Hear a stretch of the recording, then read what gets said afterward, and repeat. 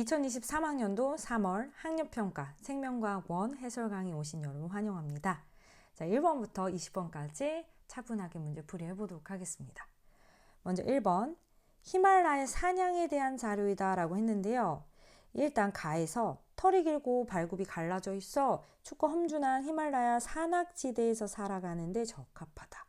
그래서 서식 환경에 따라 생물의 특성을 변화시킨 것이므로 가는 적응과 진화에 해당이 되겠죠.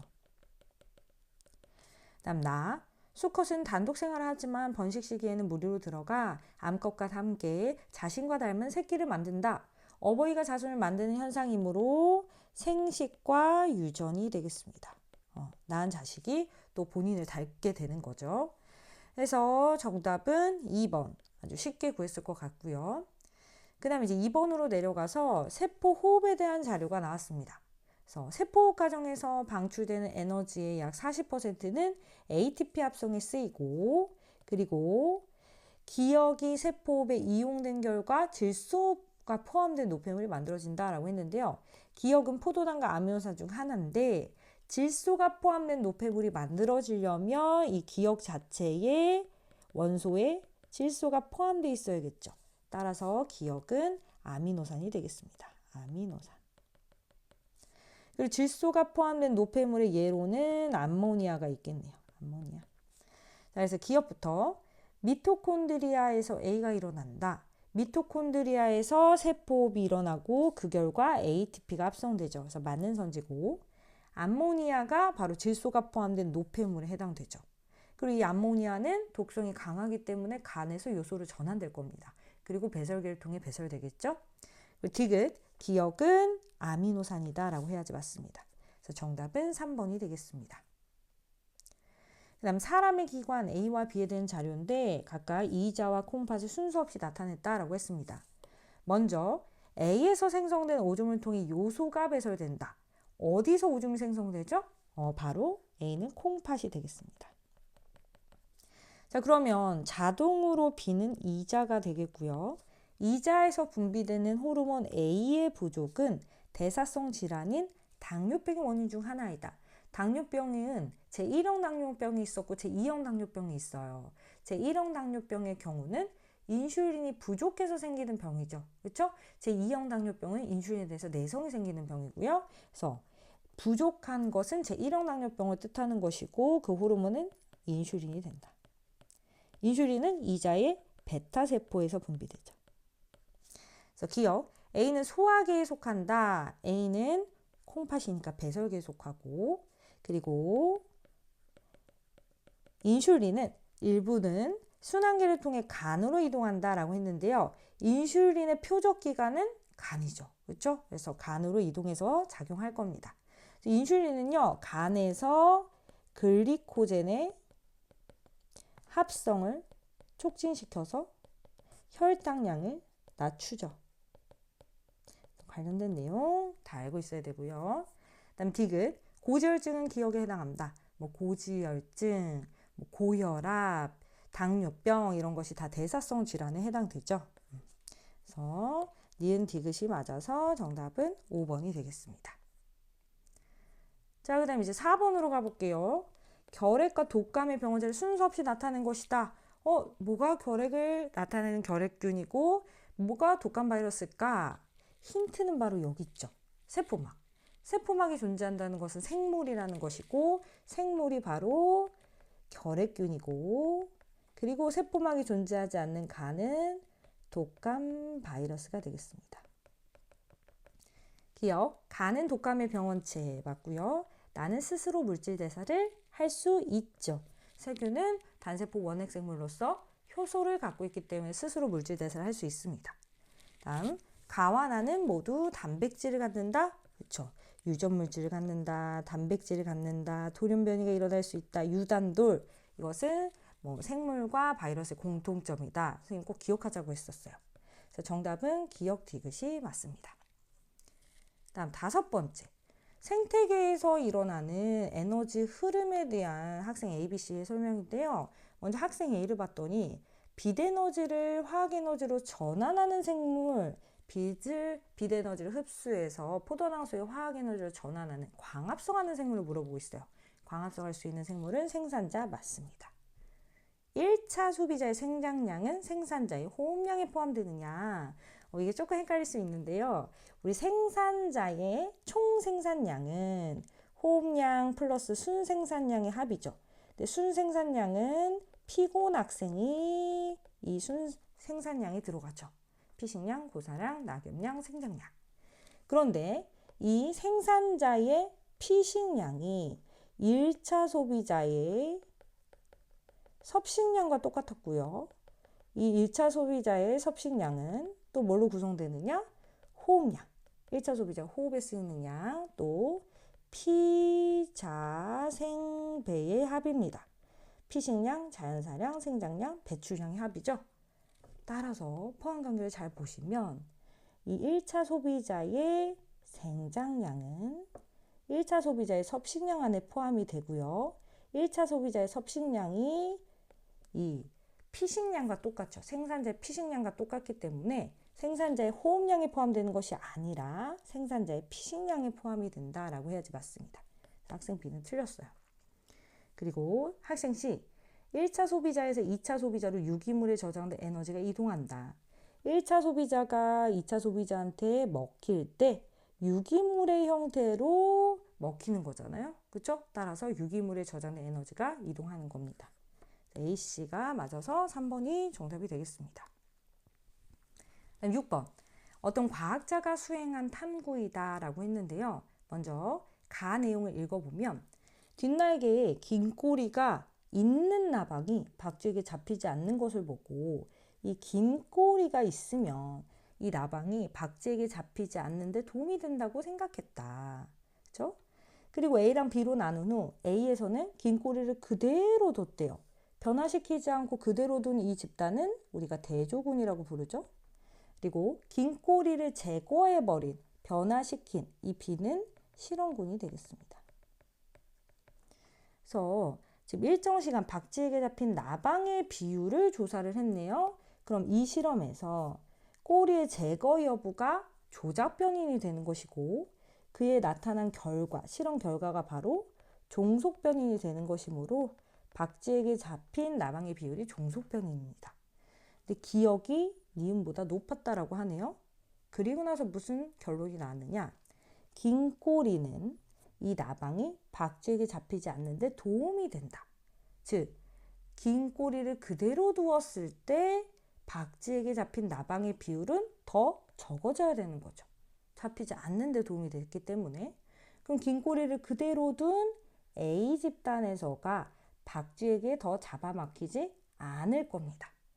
그래서 긴 꼬리를 갖고 있는 A가 덜 잡아먹혀야 되고 긴 꼬리가 없으면 더 많이 잡아먹히겠죠. 기억은 B이다 라고 했는데 맞습니다. 그죠? 그리고 니은 연역적 탐구 방법이 이용되었다. 연역적 탐구 방법이 지금 이용된 이유는 지금 대조 실험도 하고 있고, 그죠? 일단 가설을 설정한 다음 실험을 통해 이를 검증했기 때문에 이건 연역적 탐구예요. 가설 설정을 하지 않고 실험을 하지 않는다면 귀납적 탐구. 그리고 관찰을 통해 일반적인 결론을 도달하는 게 귀납적 탐구죠. 그다음 D은 박쥐에게 잡힌 나방의 비율은 종속 변이죠. 그래서 정답은 5번이 되겠습니다. 자, 그 다음 이제 7번으로 넘어갈게요. 자, 이제 7번에서는요, 항상성에서 혈당량 얘기가 나옵니다. 근데 이 자료는 기출문제 출제된 적이 있는 자료이기 때문에 좀 익숙하게 느껴졌을 것 같아요. 자, 일단은 내용 다시 읽어보면 탄수화물을 섭취한 사람에서 혈중 기억의 농도다라고 했는데요. 가 자료를 먼저 봤을 때 탄수화물 섭취 후에 혈당량이 증가함에 따라 이 기억의 농도도 증가하고 있거든요. 이렇게 혈당량 계형과 비슷한 계형을 나타내는 것은 인슐린과 글루카곤 중에 인슐린이죠. 증가한 혈당량을 낮추기 위해 이 인슐린이 분비가 촉진된 겁니다. 자, 그리고 나서 지금 A와 B 중 하나에만 이 기억을 처리했다라고 했습니다. 자, 자, 그럼 A와 B 중에 이 인슐린을 처리했을 때 어떻게 되느냐? 세포 밖의 농도 그리고 세포 안의 농도, 이제 포도당의 농도를 비교하고 있는데요. A의 경우는 밖의 농도 대비 안의 농도가 B보다는 더 많습니다. 뭘 뜻하는 거냐? 포도당을 A의 경우는 밖에서 안으로 더 많이 이동시켰다라는 뜻이 돼요. 즉, 세포에서 포도당의 흡수를 촉진시켜서 글리코젠 합성을 유발하는 어떤 호르몬? 인슐린이 작용했다는 걸 의미하는 겁니다. 네, 그래서 A가 바로 인슐린을 처리한 쪽이 되는 거예요. 이해가 됐을까요? 그래서 이건 나왔던 자료이기 때문에 만약에 기출문제를 열심히 풀어봤다면 충분히 맞췄을 것 같아요. 네, 그래서 기억부터. 기억은 인슐린. 기억에 대한 설명이니까 네, 인슐린 맞고, 니은 인슐린은 이제 베타세포에서 분비되죠. 그리고 A에 처리된 겁니다. 그래서 정답은 1번이 되겠습니다. 자, 그다음 8번. 그림은 사람의 중추신경계와 홍채가 자율신경으로 연결된 경로를 나타낸 것이다. 자, 우리 자율신경은 교감신경과 부교감신경 두 가지가 있는데, 지금 앞이 길고 뒤가 짧은 기억은 부교감신경이 되겠고, 앞이 짧고 뒤가 긴 디귿은 교감신경이 되겠죠. 부교감신경은 동공을 축소시키고, 교감신경은 동공을 확대시키죠. 그리고 신경들 이전 뉴런의 말단에서, 그리고 이후 뉴런의 말단에서 부교감신경은 모두 다 아세틸콜린이죠. 교감신경도 신경들 이전 뉴런은 아세틸콜린. 하지만 이후 뉴런, 여기서만 노르에피네프린이 분비되죠. 그리고 뻗어나온 곳을 또 생각을 해보면, 이 동공과 연결된 부교감신경은 이 부분 중간내로부터 뻗어져 나오고요. 그리고 교감신경은 무슨 곳에 위치하든지 항상 척수로부터 나오는 척수신경이죠. 기억의 신경세포체는 뇌줄기에 있다. 뇌줄기는 중간내 내교 연수를 뜻하죠. 기억의 신경세포체가 지금 중간내에 있습니다. 그렇죠? 여기 있죠. 니은. 기억과 니은의 말단에서 분비된 신경전달 물질은 아세틸콜린으로 동일합니다. 디귿. 디귿의 활동전이 발생 빈도가 증가하게 되면, 즉 교감신경이 작용하게 되면 동공은 확대되죠. 정답은 3번이 되겠습니다. 그래서 관련된 문제를 많이 풀어봤다면 이 문제도 어렵지 않게 풀었을 것 같아요. 자, 그 다음에 이제 방형구법이 나왔는데요. 여기서 이제 간단한 계산을 해야 되기 때문에 여러분들이 당황했을 수 있습니다. 하지만 이 문제는 방형구 꿀팁을 사용했다면, 선생님이 전수했던 방형구 꿀팁을 사용했다면 좀 더 문제 쉽게 풀었을 것 같아요. 자, 그래서 먼저 종 A, B, C가 나와 있고요. 개체수가 나와 있고 빈도, 상대 P도 중요치 나와 있습니다. 우리 개체수를 통해서 알 수 있는 건 바로 상대 밀도죠. 그렇죠? 그리고 빈도를 통해서는 우리가 상대 빈도도 구할 수 있습니다. 그럼 상대 밀도, 상대 빈도, 상대 피도의 합이 중요치이기 때문에 우리가 이렇게 연결해 볼 수 있겠죠. 자, 그러면 일단 상대 밀도 구하기 전에 빈도가 지금 모두 다 나와 있기 때문에 빈도의 합을 일단 구해보고, 그리고 상대 빈도를 구해보는 거죠. 자, 빈도의 합분에 그 특정 종의 빈도 곱하기 100을 하면 상대 빈도가 나오잖아요. 그럼 각각 40%, 25%, 35%가 됩니다. 그렇죠? 자, 그러면 이 중요치라는 값은 상대 밀도, 상대 빈도, 상대 피도의 합이기 때문에 우리 B에서의 상대 밀도는 이 중요치에서 상대 빈도랑 상대 피도를 빼주면 된다. 그렇죠? 51을 빼버리면 20이 돼야 되고요. 그리고 C에서도 마찬가지. 이 상대 밀도는 중요치에서 상대 빈도랑 상대 피도를 빼주면 된다. 그러면 70을 빼주는 거니까 여기서도 20이 나옵니다. 상대 밀도의 A, B, C 전체 합이 100이 되어야 되기 때문에 여기가 60%가 되면 되겠죠. 그렇죠? 자, 근데 우리 상대 밀도의 변형식이 뭡니까? 전체 개체수 합분의 즉 48 플러스 x분의 지금 여기 x라 둔 거죠. 그리고 x 곱하기 100 이게 이제 b의 상대 밀도가 되겠네요. 그렇죠? 근데 사실 이 식을요 쓰지 않아도 돼요. 써도 되고 쓰지 않아도 돼. 왜냐면 선생님이 그런 얘기를 했어요. 개체수, 밀도, 상대 밀도는 다 비례한다. 왜요? 밀도는 개체수의 합분의 개체수니까 어차피 분모는 다 동일한 거죠. 그래서 개체수에 비례하게 되고 상대 밀도는 밀도의 합분의 그 종의 밀도기 때문에 어차피 분모가 또 동일해요. 그래서 분자에 비례한다고요. 그럼 지금 이미 개체수가 12개 있대. 상대 밀도가 20이면 B도 상대 밀도 20이니까 개체수 똑같이 12이면 되죠. 그렇죠? 이렇게 비례한다라고 생각하고 문제를 풀면 더 빨리 풀죠.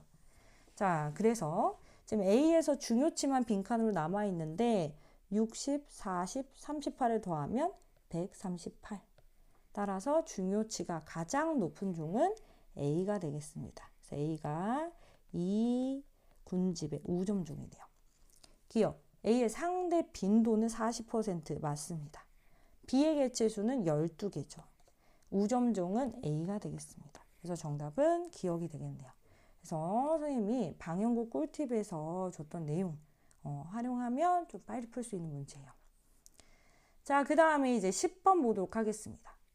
그림은 어떤 동물 E에는 4의 체세포 X를 나타낸 것이고 유전자형은 라지 T, 스몰 t입니다. 그래서 X는 간기와 분열기 세포 중 하나이다. 자, 일단 체세포 X를 나타냈고요. 그리고 간기와 분열기 중 하나라고 했는데 지금 염색 분체가 분리되고 있으니 이건 후기입니다. 그쵸? 후기. 그리고 체세포 X를 나타냈다라고 했으니까 체세포 분열 후기가 되겠습니다. 이런 정보가 전혀 없더라도 이게 체세포 분열 후기인 걸 여러분 아셔야 돼요. 왜냐? 지금 보면 분열되기 전을 다시 그려봤을 때 상동인 염색체가 일렬로 배열돼 있잖아요. 그쵸? 그리고 염색 분체가 분리될 거죠. 그럼 상동인 염색체가 일렬로 배열돼 있고 염색 분체가 분리될 거면 이건 무조건 체세포 분열 후기죠. 그렇죠? 감수 1분열 후기라면 상동인 염색체끼리 2열로 배열돼서 찢어지는 모습이어야 돼요. 근데 지금 1열이고 그리고 만약 감수 2분열 후기라고 한다면 이미 감수 1분열에서 상동 염색체 헤어진 후니까 이런 식으로 그림 그려보면 이런 식으로 이렇게만 남아요. 그 다음에 염색 분체가 분리되고 있는 모습이겠죠. 따라서 지금 얘는 체세포 분열 후기라는 걸 이런 자료가 없어도 알 수 있어야 된다. 그리고 염색 분체끼리는 유전적 정보가 동일하기 때문에 이쪽에 라지 T면 이쪽도 라지 T죠. 그리고 상동인 염색체의 대립전자 존재하니까 라지 T의 맞은편엔 스몰 t가 이렇게 있어야 되는 거죠. 그렇죠? 그래서 염색 분체끼리는 유전적 정보가 동일하다. 기억, X는 분열기의 세포다. 네, 분열기 중에 후기입니다. 그리고 A에는 스몰 t가 있다? 아니죠. 라지 T가 있고요. B에 동원체가 있다. 여기 가운데 잘록한 부위가 동원체입니다. 그래서 정답은 4번이 되겠습니다. 다음 11번. 그림은 항원 X에 노출된 적이 없는 어떤 생쥐에 기억을 1에 주사하고 X를 2에 주사했는데요. 이 기억이 X에 대한 항체가 포함된 혈청 또는 X에 대한 기억세포 중 하나이다. 뭘 주사했을 때냐라는 건데 굉장히 좀 심플하고 간단하게 나왔습니다. 그죠? 기억을 주사했을 때 바로 항체 농도가 감지되고 있기 때문에 기억 속에는 그냥 항체가 들어있는 거예요. 그렇죠? 항체가 포함된 혈청을 주사한 겁니다. 자, 그런데 시간이 지나면 이 항체의 수명이 있기 때문에 이렇게 줄어드는 거예요. 그리고 X가 1차 주사됐을 때는 전에 없던 X가 들어왔기 때문에 1차 면역 반응이 일어났고 그리고 1차 면역 반응 시에 기억세포가 형성되어 있었기 때문에 그래서 기억세포가 X가 2차 주사됐을 때 빠르게 형질세포로 분화하면서 그래서 그 숫자가 많아서 항체 농도가 더 많이 생성됐고 또 빠르게 생성될 수 있었죠. 그래서 구간 2에서는 2차 면역 반응이 일어났다. 그래서 만약에 기억에 이 항체가 포함된 혈청이 아니라 기억세포를 주사했다면 X를 1차 주사했을 때 이미 기억세포가 있기 때문에 그래프가 이렇게 나타났어야겠죠. 근데 그게 아니고 항체 농도 자체가 감지됐기 때문에 이건 항체가 포함된 혈청이다. 기억은 X에 대한 기억세포 아니고 항체가 포함된 혈청이고요. 니은 구간 1에서 X에 대한 형질세포가 기억세포로 분화한 거예요. 구간 1에서 형질세포가 기억세포로 분화되는 건 없죠. 그렇죠? X가 2차 침입 시 구간 2에서 기억세포가 형질세포로 분화되겠죠. 디귿 구간 2에서 체액성 면역 반응이 일어났다.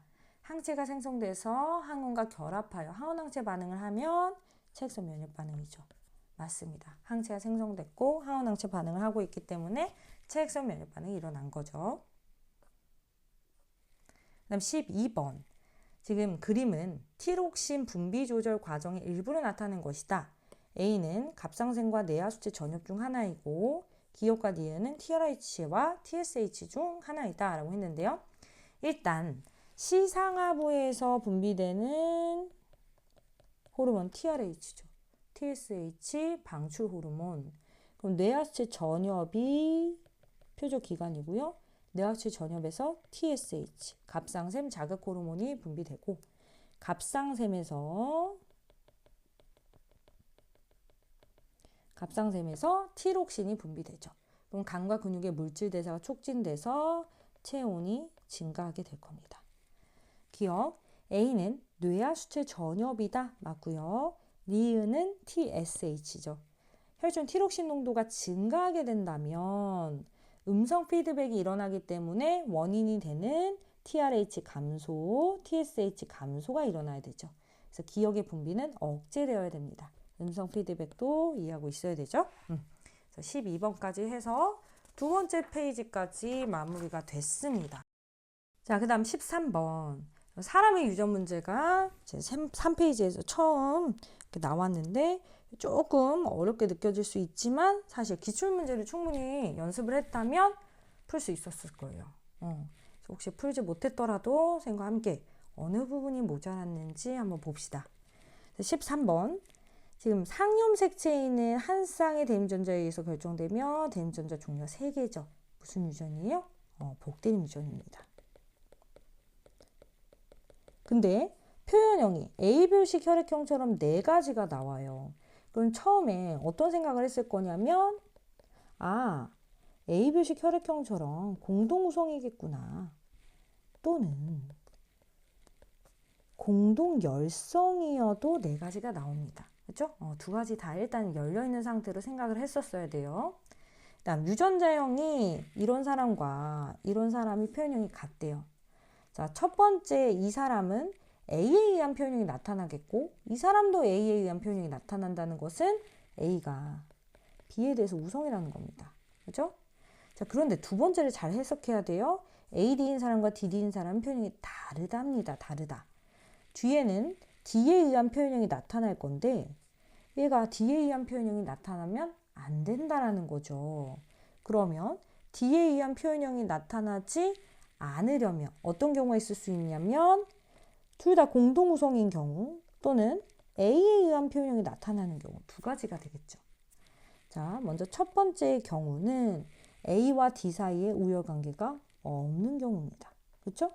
그래서 A와 D 사이에는 우열이 없고 A와 D가 B에 대해서 공동우성인 경우예요. 두 번째는 어떤 경우입니까? A가 나타나야 되니까 A가 D에 대해서 우성인 경우죠. 그럼 A가 B에 대해서도 우성이고 D에 대해서도 우성이에요.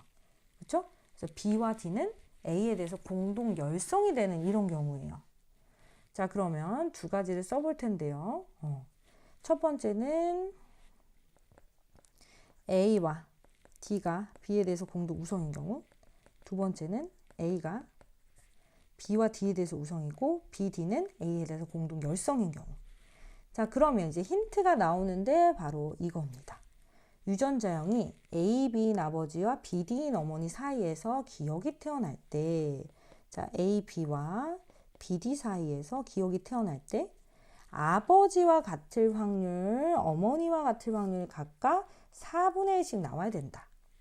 자, 일단은요. 이 사이에서 유전자형은 AB, AD, BB, BD 이렇게 나오죠. 1번인 경우를 생각해 봅시다. 1번인 경우는 자, 첫 번째가 A가 우성이고 두 번째는 공동 우성이고요. 다음 세 번째는 B에 의한 표현형, 그리고 네 번째는 D가 우성이라서 이렇게 나오겠죠. 자, 그러면 아버지의 표현형은 지금 A에 의한 표현형 이거 하나죠. 4분의 1. 그리고 어머니의 표현형은 D가 우성이니까 D에 의한 표현형 4분의 1. 첫 번째 경우일 때 4분의 1씩이 나옵니다. 근데 만약에 두 번째 경우라고 한다면 이걸 만족한다면 A가 B에 대해서 우성이고요. 또 A가 D에 대해서 우성이기 때문에 아버지의 표현형과 같은 게 4분의 1이 아니라 2분의 1이 나와버려요. 따라서 2번은 모순이 발생하고 1번이 맞는 가정이 되겠습니다. 공동우성이 되는 거죠. A별식 혈액형처럼 공동우성이다. 자, 그 다음에 이제 궁금한 거. B, D인 아버지와 A, D인 어머니 사이에서 니은이 태어날 때 표현형 최대 몇 가지냐? 자, 그러면 유전자형은 AB, BD, AD, DD 이렇게 네 가지인데요. 우열관계에 따라서 써보면 A가 B에 대해서 우성이고요. B와 D 중에는 D가 우성이고요. AD는 공동우성이었고요. 그리고 D에 의한 표현 이렇게 나타날 겁니다. 표현형은 하나, 둘, 세 가지 나오는 거죠. 그래서 최대 세 가지가 나온다라고 해야 됩니다. 그래서 기억. 가는 복대림 유전 형제 맞고요.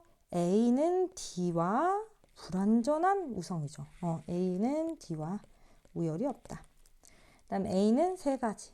그래서 정답은 4번이 되겠습니다. 네, 이건 연습했다면 풀 수 있었을 것 같아요. 자, 그 다음 이제 14번은 선생님이 항상 강의마다, 매 강의할 때마다 굉장히 강조하는 감수 분열에서의 세포 매칭 꿀팁을 이용하면 됩니다. 어렵지 않게 풀었을 것 같아요. 자, 일단 어떤 남자 P에 G 원기세포 1으로부터 정자가 형성되는 과정이고요. 이 긴 이 D가 1, 2, 3을 순서 없이 나타낸 것입니다. 자, 그리고 모두 상염색체에 있다는 거. 이거 아주 중요한 포인트죠. 우리가 이 유전자가 성염색체에 존재하는지 상염색체에 존재하는지 의심할 필요가 없어요. 그냥 다 상염색체에 있습니다. 그리고 A와 B는 0과 1을 순서 없이 나타낸 것이다. 그래서 긴 D를 1, 2, 3과 매칭하면 되는데요. 우선 우리가 갖고 있는 DNA 상대량이 1번 G원기의 경우는 0 또는 1 또는 2고요. 2번 중기원의 경우는 그의 2배인 0, 2, 4죠. 여기서 일로 갈 때 DNA가 2배로 복제됐기 때문에 정확히 각 값이 2배가 돼야 되고요. 3번은 중기2니까 0 또는 2입니다. 즉 여기서 1이라는 숫자를 가질 수 있는 건 1번 G원기 세포뿐이에요. 그래서 1이라는 숫자를 가지고 있는 니은이 G원기 1번이 되는 거고요. 다음 4라는 숫자를 가질 수 있는 건 2번 중기 1뿐이죠. 그래서 4라는 숫자를 가지고 있는 디귿은 반드시 2번 세포가 돼야 돼요. 자, 그러면 1번에서 2번으로 갈 때 DNA가 2배로 복제되니까 정확히 2배로 각각 스몰 a랑 라지 b가 복제됐을 겁니다. 그럼 빈칸이 여기 2고 A는 2가 되는 거죠. 자, 그리고 나서 이 G원기에서 유전자형을 써보면 스몰 a가 2개예요. 즉 상동인 염색체에 스몰 a 존재하는 거고요. 라지 b가 하나라면 다른 염색체엔 스몰 b가 있는 거죠. 왜? 모두 상염색체에 존재하니까. 그럼 2에서는 2배로 복제하니까 이렇게 될 것이고요. 그렇죠? 그 다음 기억세포가 이제 나머지 3번이 되는데 3번은 가지고 있으면 2, 가지고 있지 않다면 0이에요. 근데 이미 A가 2라는 숫자를 가지므로 B는 0이 돼야 됩니다. 그렇죠? 자, 그러면 일단 스몰 a는 2개 반드시 3번으로 들어가야 되죠. 이 옆에로도 2개 들어가고 그 다음 라지 b가 없기 때문에 스몰 b가 이쪽으로 들어간 겁니다. 라지 b는 이쪽으로. 그럼 4번에는 스몰 a, 라지 b가 하나씩 있겠죠. 기억은 3번이다. 맞고요. P의 유전자형은 스몰 a, 스몰 l, 라지 b, 스몰 b다. 맞고 세포 4번에 라지 b 있어야 되죠. 그래서 정답은 5번이 되겠습니다. 네, 어렵지 않게 풀 수 있었을 거예요. 자, 그 다음에 이제 15번 문제입니다. 이것도 근수축 과정 문제치고는 굉장히 쉽게 나왔습니다. 그죠? 그래서 T1에서 T2로 가는 시점에서 X의 길이가 짧아지고 있으니 수축 과정이구나. 그럼 짧아진 근 X의 길이를 이만큼이라고 해봅시다. 스몰 x. 스몰 x만큼 짧아졌다라고 하면 기억의 길이는 똑같이 짧아지는데 그의 반만큼 짧아질 거고 니은은 밀고 들어오기 때문에 늘어나는데 2분의 x만큼 늘어나죠. 이건 근수축 꿀팁에서 설명했던 내용입니다. 그죠? 자, 그리고 나서 지금 A가 똑같다라고 돼 있고 가와 나가 기억, 니은 중 뭔지 매칭을 해야 되고요. T2 시점에서 기억 플러스 니은의 값을 보니 1.0이 된다는 걸 알 수 있어요. 우리 항상 변하지 않는 것의 길이가 참 중요한데요. 기억 플러스 니은의 길이는 액틴 필라멘트 자체의 길이니까 T1에서도 똑같아야 됩니다. 즉 기억 플러스 니은의 길이가 T1에서도 1.0이 돼야 된다. 즉 A는 각각 0.5, 0.5씩인 거예요. 그래서 T1일 때를 옆에다 나타내 보면 전체 X의 길이는 2.5입니다. 그죠? 근데 기억과 니은의 길이가 각각 0.5, 0.5고요. 그러면 양옆에도 똑같이 0.5, 0.5고 2.5에서 각각 양옆에 1만큼씩을 빼면 가운데 디귿의 길이가 나오겠네요. 디귿이라고 선생님이 이렇게 칭해 볼게요. H대 길이. 그럼 디귿의 길이는 1씩 빼면 0.5가 되겠습니다. 그렇죠? 자, 그럼 가와 나가 각각 기억과 니은 중 뭐일 것이냐? 가의 경우는 증가했습니다. 딱 얼마만큼 증가했어요? 0.1만큼 증가했어요. 그럼 둘 중에 증가하는 값은 니은이었죠? 마이너스 0.2일 때 지금 0.2만큼 감소했죠? 그때 그의 절반만큼 증가하는 것은 니은이다. 나는 자동으로 기억이고 그 값을 보니까 딱 0.1만큼 감소를 했죠. 그렇죠? 기억, 가는 기억이다. 니은이고요. T1일 때 니은과 H대의 길이는 0.5로 동일했죠. 여기 썼습니다. 그리고 T2일 때 A대의 길이 물어봤는데요. 우리 A대의 길이는 T1일 때나 T2일 때는 똑같죠. 그래서 T1일 때 이미 구해놨으니까 T1일 때 A대를 구하면 A대는 여기서부터 여기까지이기 때문에 1.5가 되겠습니다. 정답은 4번이죠. 이것도 어렵지 않게 풀었을 것 같고요. 그 다음 이제 흥분의 전도와 전달, 막전이 변화 그래프 해석 문제. 이게 이제 살짝 헷갈렸을 수 있어요. 왜냐면 지금 경과된 시간이 4ms일 때랑 그리고 A ms일 때 이렇게 물어봤거든요. 그래서 또 문제 한번 접근해 보면 D2에 역치상의 자극을 1해줬다라고 했습니다. 그럼 흥분의 전도는 양방향으로 일어날 거고요. 그렇죠? 그럼 D1까지 갈 거고 전달이 일어난 후에 D3 또 D4까지 이렇게 양방향으로 퍼져나가겠죠. 자, 일단 힌트가 되는 값은요. 4ms일 때 D3에서 플러스 30 그리고 Ams일 때 D4에서 마이너스 80 이런 값이 되겠네요. 자, 일단 그래프에서 지금 이 시간에 해당하는 것은 우리가 T1을 TA랑 TB로 쪼갰을 때 TB 값이 된다라고 했어요. 선생님 강의 처음 듣는 친구들을 위해서 다시 한번 설명해 볼게요. T1은요 전체 시간입니다. 그러니까 4ms를 T1이라고 두게 되면 이 전체 시간일 때 자극을 주고 나서 특정 지점까지 가는데 걸린 시간을 TA라고 둔 거예요. 그러니까 D3 지점까지 가는데 걸린 시간이 TA인 거죠. 그리고 D3 지점에서 도달해서 그 D3에 자극이 오고 나서부터 특정 막전이 나타날 때까지 걸린 시간을 TB로 나타낸 겁니다. 자, 그러면 지금 TB 값은 그래프에서 읽어보면 이 D3에서 플러스 30이니까 2ms가 나와야 돼요. 그럼 TA는 더해서 4가 돼야 되니까 2가 되겠죠. 즉 D2에서 D3까지 가는데 걸린 시간이 얼마다? 2ms다. 이렇게요. 됐죠? 자, 그 다음에 이제 Ams일 때는 어떻게 되는지 한번 생각을 해봅시다. Ams일 때는 지금 D4에서 마이너스 80mV가 나왔어요. 그러면 먼저 TB 값을 읽어보는 거죠. 지금 마이너스 80이니까 TB 값은 3이 되어야 된다. 여기 되죠? 그리고 D3에서 D4까지 가는데 걸린 시간을 생각해 보려면 여기 흥분의 전도 속도 이용하면 되죠. 2cm를 가는 데는 1ms가 걸리니까 1ms. 그러면 최초 자극을 준 지점으로부터 D4까지 가는 데 걸린 시간은 2 플러스 1 해서 총 3ms가 되는 겁니다. 그럼 TA 플러스 TB는 총 6ms죠? 그래서 A는 6ms라는 걸 알아냈습니다. 자, 그럼 기억. A는 6이다? 맞고요. 기억이 5ms일 때 D4에서 막전이 물어봤네요. 전체 T1이 5고요.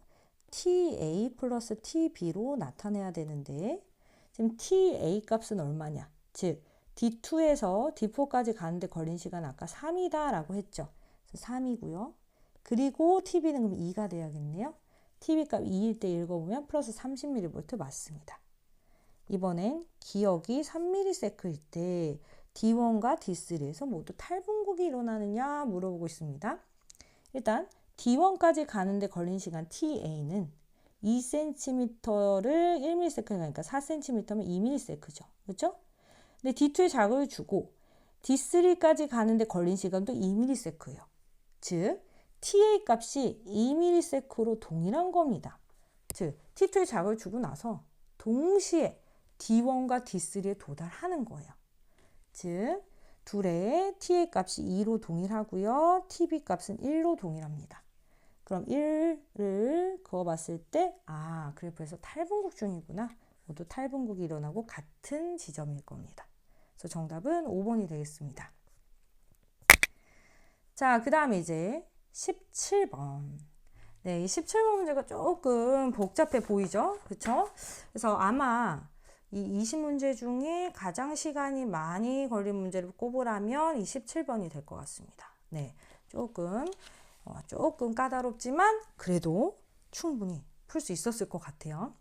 일단 한 쌍에 의해서 형질이 결정되는데 라지 A가 스몰 A에 대해서 완전우성이다 라고 했어요. 그리고 나는 한 쌍에 의해서 또 결정이 되는데 EFG가 있으면 즉 복대는 유전이고 E는 F에 대해서 우성 그리고 또 F는 G에 대해서 우성. 그래서 세 가지 사이의 올관계가 확실하게 나타납니다. 그리고 가의 발현 여부를 봤는데 갑자기 자손에서 나타나는 형질이 열성이다. 이거 쓰려고 했더니 부모의 표현형이 모두 다 달라요. 그래서 못 써요. 못 쓰는 경우고 추가적인 정보를 이용해야겠습니다. 자, 그런데 이제 나에 대한 정보가 좀 나와 있어요. 그 내용을 한번 모아볼게요. 5번의 경우는 F가 하나 있다라고 했고요. 6번은 F가 2개 있대요. 7번은 F가 한 개도 없어야 되고 8번은 또 F가 2개 있는 이런 상황이에요. 자, 그리고 5번과 7번에서 나의 표현형은 같다라고 했습니다. 이게 아주 중요한 힌트죠. 만약에 5번에서 여기 또 갖고 있는 유전자가 뭔지 모르겠지만 F에 의한 표현형이 나타났다라고 하면 7번도 F에 의한 표현이 나타나야 되거든요. 근데 7번이 F를 갖지 않는데 어떻게 F에 의한 표현이 나타나겠어요? 따라서 F에 의한 표현형이 아니라 이 옆에 갖고 있는 유전자에 의한 표현형이 나타나야 된다. 그럼 F를 이길 수 있는 건 누구예요? 2뿐이죠. 그렇죠? 그래서 2F가 되겠고 2에 의한 표현형이 나타났을 거라는 거예요. 그럼 7번도 2에 의한 표현이 나타나니까 여기 2가 일단 하나 있어야겠죠. 그렇죠? 자, 그 다음 5, 6, 7에서 라지 A의 DNA 상대량을 더한 값은 또 5, 6, 7에서 라지 G의 DNA 상대량을 더한 값과 같다. 갑자기 라지 G를 물어봤어요. 그럼 5번, 6번 모두 G가 없단 말이에요. 그럼 만약에 있다면 7번한테서 한 개를 갖고 있겠네. 또는 0개거나요. 근데 만약에 G가 0개라고 한다면 라지 A도 0개가 돼야 되거든요. 우리 이 라지 A는 우성 유전자잖아요. 근데 지금 5번, 6번, 7번을 보면 표현형이 정상이거나 또는 가를 나타내거나 둘 중 하나입니다. 한 가지로만 몰려있지 않아요. 그러면 둘 중에 뭐가 라지에 의한 표현형이고 스몰에 의한 표현형인지 모르겠지만 한쪽은 스몰 a만 갖거나 또 다른 쪽은 라지 a를 갖고 있어야 된다는 얘기인 거죠. 그렇죠? 자, 그래서 0개는 될 수 없어요. 라지 a가 0개일 수는 없어요. 그럼 라지 a가 한 개인 경우로 이제 생각해 봐야겠네요. 둘 다 한 개씩 갖고 있는 경우. 한 개, 한 개.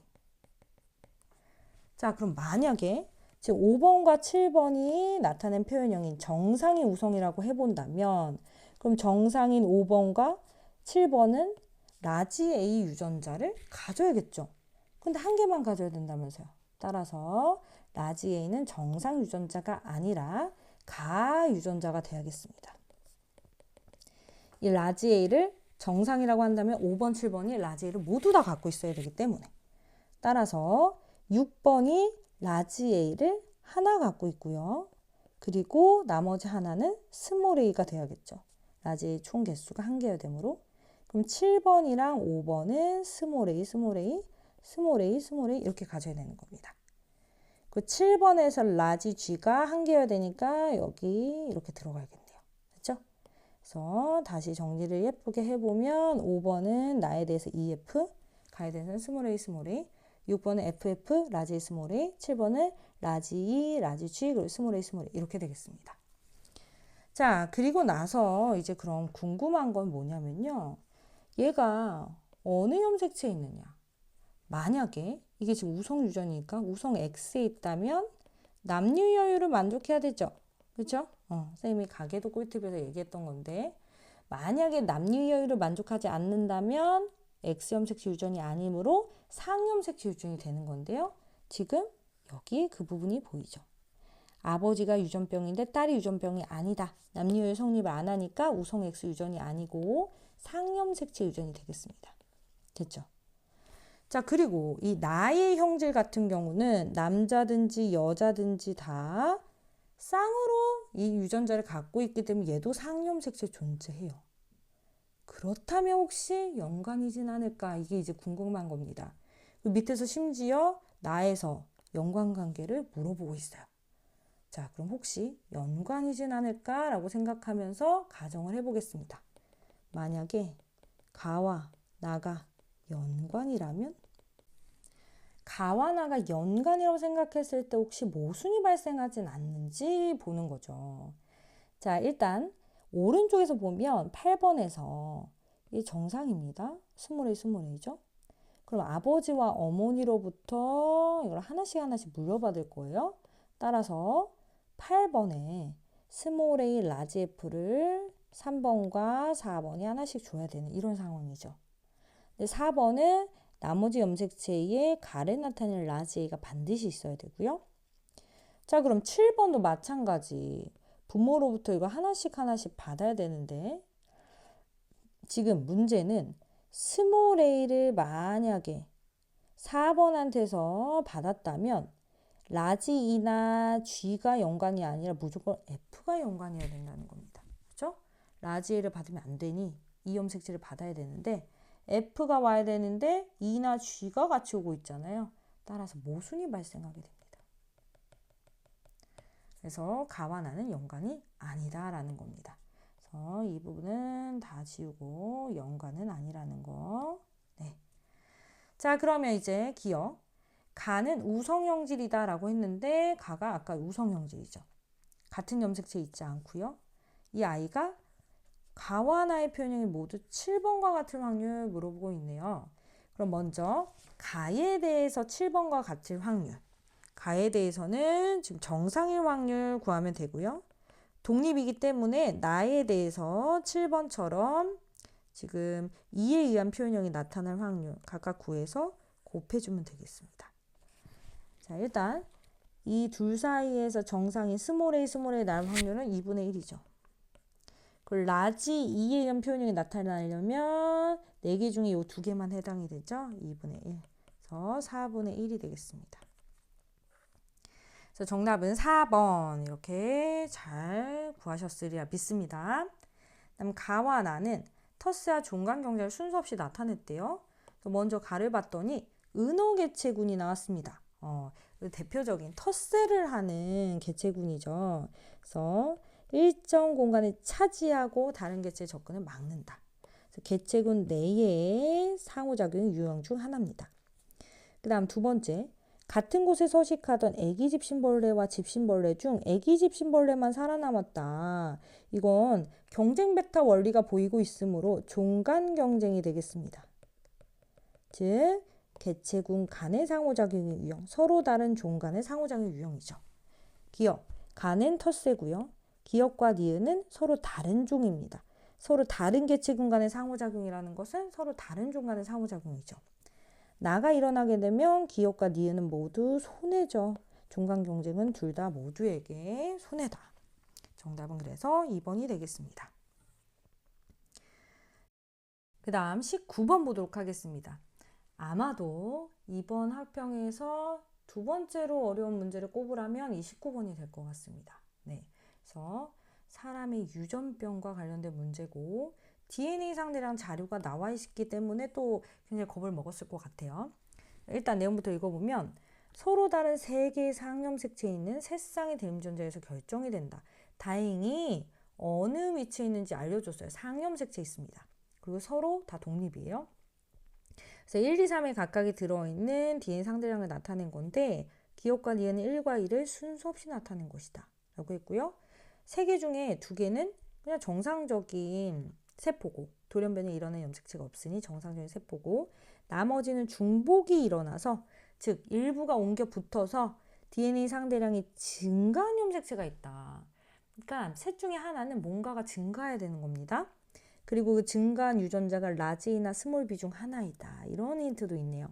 라지 A랑 스몰 B를 눈여겨봐야겠구나. 그래서 여기서 좀 문제를 쉽게 접근하는 방법은 바로 이 기역과 니은 1, 2를 모두 갖고 있는 세포, 이 세포부터 접근해 보는 거예요. 자, 1과 2를 모두 갖고 있는 세포다?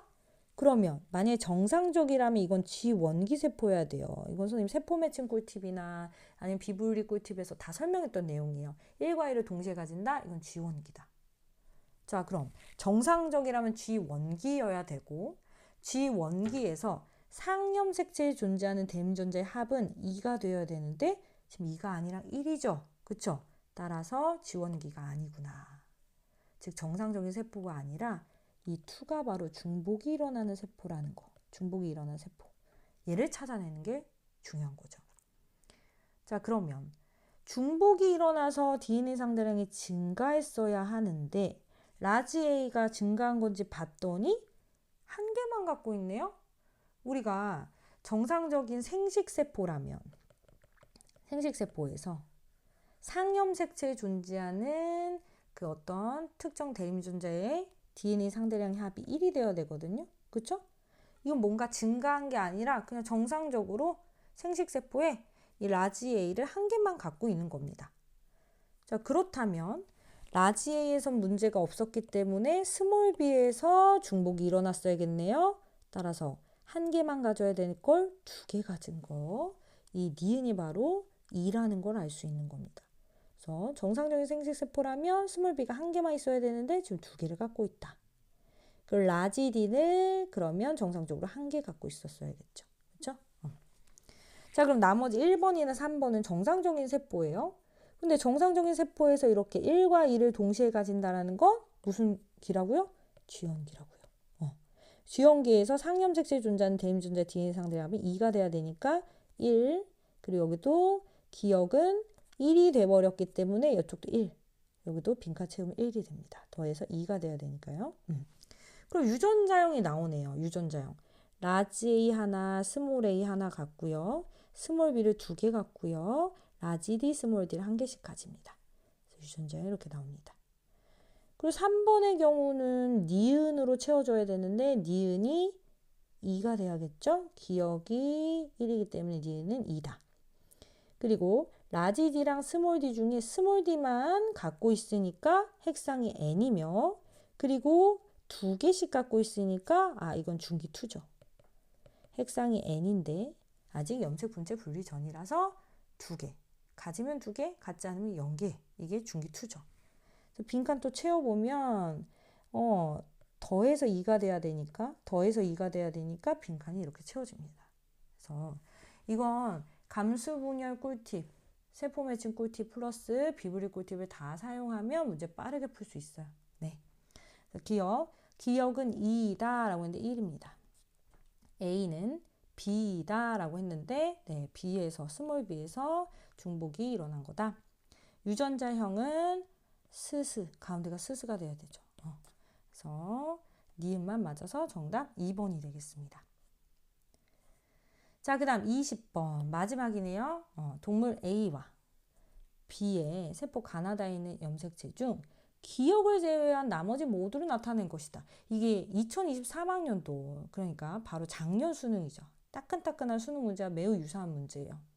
자, 그리고 A와 B는 성이 다르고 A와 B의 성염색체는 암컷이 XX, 수컷이 XY며 이 지금 기억을 제외했다고 했는데 그 X와 Y 중 하나가 되겠습니다. 그럼 일단요, 이런 문제는 핵상부터 써보는 거예요. 핵상을 써보면 하나씩 외롭게 존재하니까 가 N, 나도 하나씩. 근데 다는 두 개씩 짝이 지어집니다. 그죠? 그리고서 하나만 보이고 있어요. 자, 만약에 이게 암컷이라면 XX 구성을 갖기 때문에 지금 X 또는 Y를 제외했다라고 했죠? X를 제외했다면 이 두 개가 다 안 보여야 되고요. Y를 제외했다 그러면 두 개가 다 보여야 되는 상황이에요. 근데 지금 한 개만 보인다라는 것은 이건 XY 구성을 갖고 있는 수컷의 세포구나. 그리고 나머지 하나, 둘, 셋, 네 개는 상염색체가 되는 거죠. 그렇죠? 그래서 다가 수컷의 세포라는 걸 빨리 캐치를 해야 됩니다. 지금 이 보이는 염색체가 X인지 Y인지 모르겠어요. 하지만 성염색체인 건 확실하죠. 그렇죠? 자, 그러면 수컷의 세포인 걸 확인했고 혹시 지금 이 다와 같은 개체의 세포가 있는지 한번 찾아봅시다. 지금 일단 이 다가 2에는 6이기 때문에 2에는 6이라서 B의 세포라는 건 확실하게 알아냈어요. 그러면 이 또 다른 B의 세포가 있는지 찾아보는 거예요. 그럼 색깔이 똑같은 염색체끼리 모양과 크게 똑같은지 보면 되는데 제일 큰 거 검정색 여기 똑같이 있죠. 얘도 여기 똑같이 있습니다. 즉 가는 B의 세포가 확실한 거죠. 그죠? 근데 이 염색체는 지금 보이지 않고 있습니다. 그렇죠? 성염색체 하나가 안 보이고 있는 상태예요. 자, 그러면 나가 지금 나머지 B의 세포와는 다른 염색체를 모두 다 갖고 있기 때문에 확실하게 A의 세포가 되는 거고요. A는 2에는 8이니까 N에는 3개의 상염색체와 1개의 성염색체가 들어있어야 됩니다. 그런데 3개의 상염색체만 지금 보이고 있고 성염색체 하나가 나타나 있지 않은 상태죠. 근데 지금 B가 수컷이기 때문에 A는 암컷이 되어야 하고요. 암컷의 성염색체는 핵상이 N일 때 항상 X가 하나 들어있어야 되잖아요. 근데 그 X가 지금 안 보이고 상염색체 3개만 보이고 있는 상황이죠. 그래서 성염색체 X를 제외시킨 거다. 기억은 X염색체가 되겠습니다. 그렇죠? 자, 그러면 가에서도 마찬가지. 지금 B는 2에는 6이기 때문에 N에는 2개의 상염색체와 1개의 성염색체가 있어야 됩니다. 근데 그 성염색체가 지금 안 보이는 것이고 X를 제외했기 때문에 여기 존재하는 성염색체는 X가 되어야 된다는 거죠. 그렇죠? 그래서 나와 가에 둘 다 X가 이렇게 들어있어야 됩니다. 그렇죠?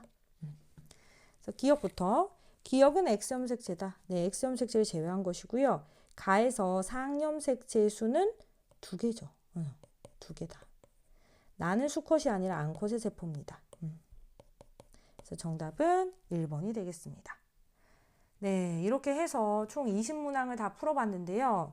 이 3월 학평은 수능 난이도를 생각했을 때는 굉장히 쉽고 평이한 수준이었어요. 그래서 여러분들이 방학 동안에 얼마만큼 공부를 열심히 했는지 다져볼 수 있었던 그런 시험이었던 것 같습니다. 그래서 여러분 모두 너무 고생 많으셨고요. 혹시 내용과 관련해서 궁금한 점이 있다면 밑에 남겨주시면 선생님이 댓글 달도록 하겠습니다. 고생하셨습니다.